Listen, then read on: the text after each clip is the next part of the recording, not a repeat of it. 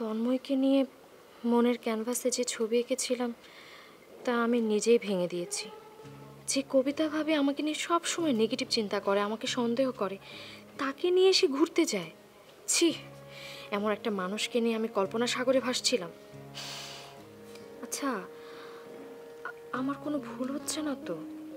তন্ময়ের প্রতি আমি অভিমান করছি কেন? আমি যে তাকে মনের অজান্তে ভালোবেসে ফেলেছি সেটা তো কখনোই তাকে বলা হয়নি। আমি বলার পর যদি সে কবিতা ভাবিকে নিয়ে বেড়াতে যেত তাহলে একটা কথা ছিল।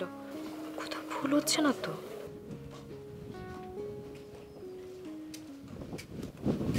রিয়া, ভাইয়া, আপনি কিছু বলবেন? তোমার কি কোনো কারণে মন খারাপ রিয়া? না, কই না তো। কিন্তু আমার মনটা আজকে ভালো নেই।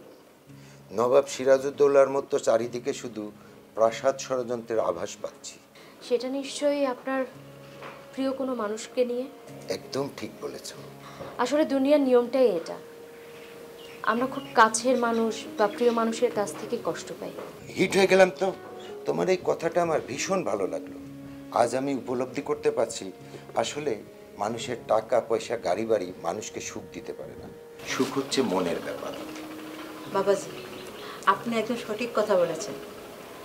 সুখ হলো আসলে মনের ব্যাপার, কিন্তু আমার মনে কোনো সুখ নেই। কেন খালাম্মা, আপনার আবার কি হলো? আমার কিছু হয়নি বাবা, আমার শুধু টেনশন আমার মেয়েটাকে নিয়ে। কবে যে আমি আমার মেয়েটাকে ভালো একটা ছেলের হাতে তুলে দিতে পারবো। হা হা, মা, তোমার না আসলে কোনো কাণ্ডজ্ঞান নেই।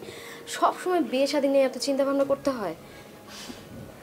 চলো নিচে চলো। দাঁড়াও রিয়া, খালাম্মা তো মন্দ কিছু বলেনি। আর সত্যি কথা কি জানো, আমি যদি বিয়ে না করতাম। বিয়ে না করলে কি হতো বাবা? না, কিছু না। আপনাকে কিছু করতে হবে না, এমনিতেই আপনার স্ত্রী আমাকে নিয়ে সন্দেহ করে। প্লিজ ভাইয়া, আপনি তাকে বলবেন এরপর থেকে যেন আমাকে কোনোদিন সন্দেহ না করে, প্লিজ। খালাম্মা, রিয়া তো কখনো আমাকে এসব কথা বলেনি। আমার মেয়েটা অনেক লাজুক, আঘাতে আঘাতে নিজে ধুমড়ে মুছতে যাবে, তবু কাউকে কিচ্ছু বলবে না।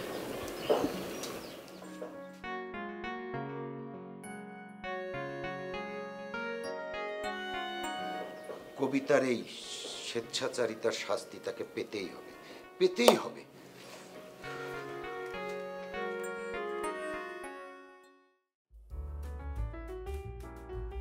তোর আসার মুখে একদম গরম ছাই ঢেলে দিয়ে আসলাম স্বপ্ন। আমার গায়ে হাত তোলার মজা এবার তোকে হরে হরে টের পাওয়াবো। মজিদ ভাইয়ের সঙ্গে আমার কথা ফাইনাল হয়ে গেছে। আগামীকাল আমার ডিরেক্টর সাহেবের সঙ্গে বসবো প্রজেক্ট ফাইনাল করার জন্য। কথাটা এখন জানিয়ে দেই বুলেট ভাইকে।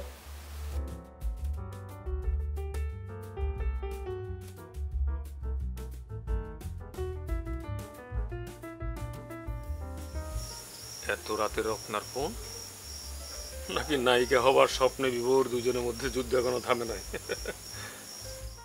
হ্যাঁ রত্না। ভাইয়া, একটা সুখবর আছে আমাদের জন্য। তাই নাকি? আরে জলদি বলো, কি তোমার সুখবর?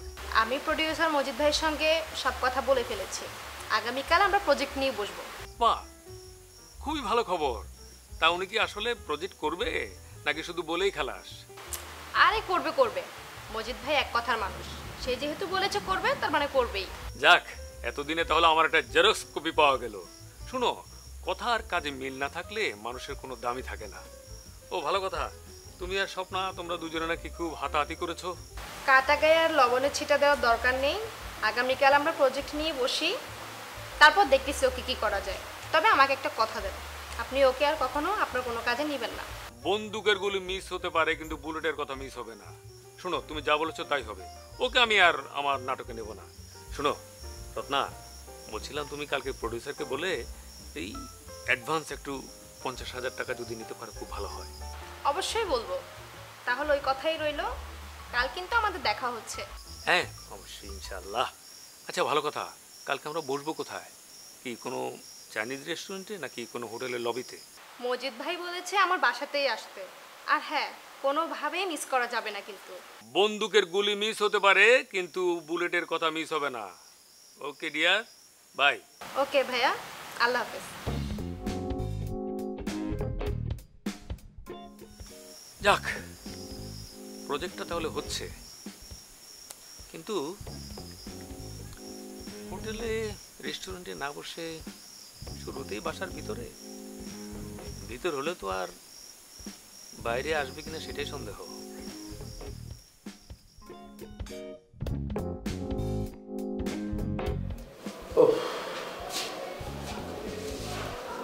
কি ব্যাপার, কোথায় যাওয়া হচ্ছে শুনি?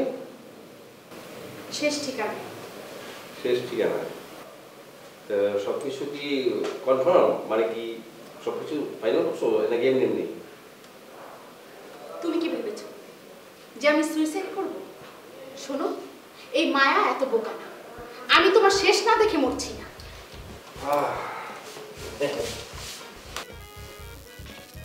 সেটা আমিও জানি, তুমি মরে গিয়েও আমাকে ফাঁসাবে।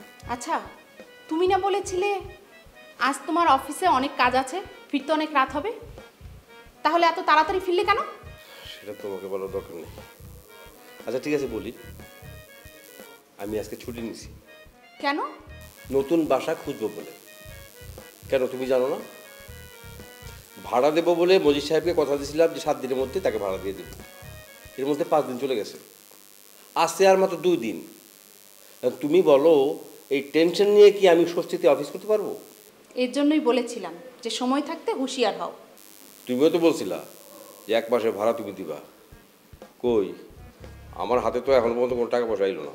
আচ্ছা, আমি তো তোমাকে ছেড়ে চলেই যাচ্ছি কাল, তাহলে আমি কেন তোমাকে ভাড়াটা দেব? বললেই হবে? তুমি আমাকে ছেড়ে চলে যাবা বললেই হবে? তুমি কথা দিছো না আমাকে টাকা দিবা? কথা দিয়ে কথা না রাখলে কিন্তু আলাদা নারাজ হয়। সাব্বাস। হ্যাঁ, তার নিয়মটা কি শুধু আমার জন্য, আপনার জন্য না? যদি তাই হয় তাহলে আগে এই সপ্তাহে তুমি মজিদ সাহেবকে 1 মাসের ভাড়া অন্তত আগে দিবে। টাকাটা দিয়ে নিজের কথার মর্যাদাটা রাখো, তারপর না হয় আমি আমারটা রাখবো। তার মানে কি তুমি টাকা দিবা না? আচ্ছা, তুমি কি কখনো আমার কাছে টাকা পয়সা দিয়ে রেখেছিলে? হ্যাঁ, যে এখন তুমি আমার কাছে টাকাটা চাচ্ছ? আমার কাছে টাকা চাইতে তোমার লজ্জাও করে না? না, ছি।